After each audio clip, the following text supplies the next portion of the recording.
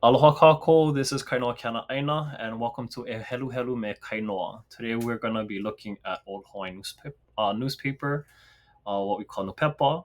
The title of this article is Na Mea Ho o Puna Hawaii, and the newspaper will be Kanupepa Kuokoa, Volume 9, Number 3, January 15th, 1870.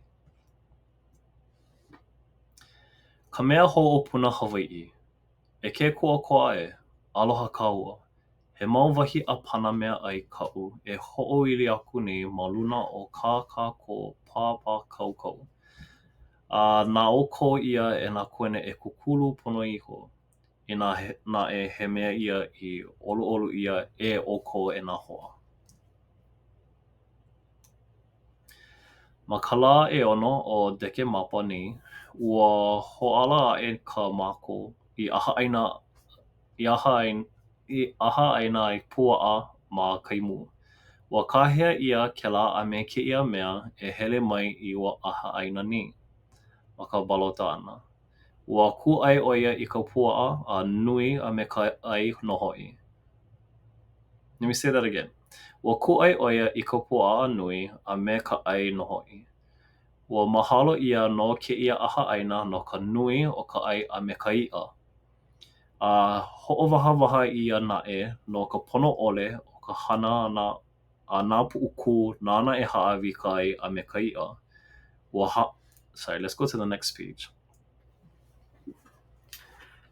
Ua hana nā puʻukū ma ka eke o Hagai.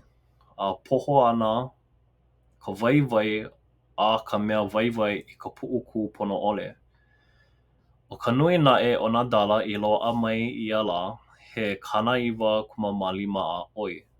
Ua manaʻo ʻia hoʻi, inā he mau puʻukū hana pono kēia i ka waiwai, ʻaʻole kēia o ka palena mai o ke dala, aia paha ma kahi o ka haneri a ʻoi aku. Ua poho o ka waiwai. ʻAʻole no i ʻai ʻia kēia puʻukū pono ʻole e lawe i kēia hana.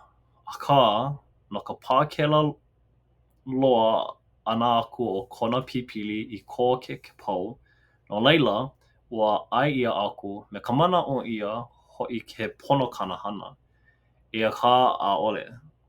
Ko ka Hawaiʻi haʻawina mau iho lā no ʻia. E nā opi o kēia mau lā, mai hana e like me kēia puʻukū a luna. Please complete the survey. I hope that you enjoy this read. Nupepa are always tricky because they're different from the way that we type today or read today, form sentences today. But there is so much beauty and so much knowledge in reading our Nupepa. And myself, as you've heard, I need to ho'oma'ama'a. I need to practice as well. So I hope this E Helu Helu Me Kainoa was great, insightful, good practice. E kala mai, I am sorry if I have read a little too fast. Can always slow down, I believe. I can pause the video as well. But please scan the QR code. It helps to understand how you guys are doing, if this program is good, and how we can improve. Have a nice day, and mahalo.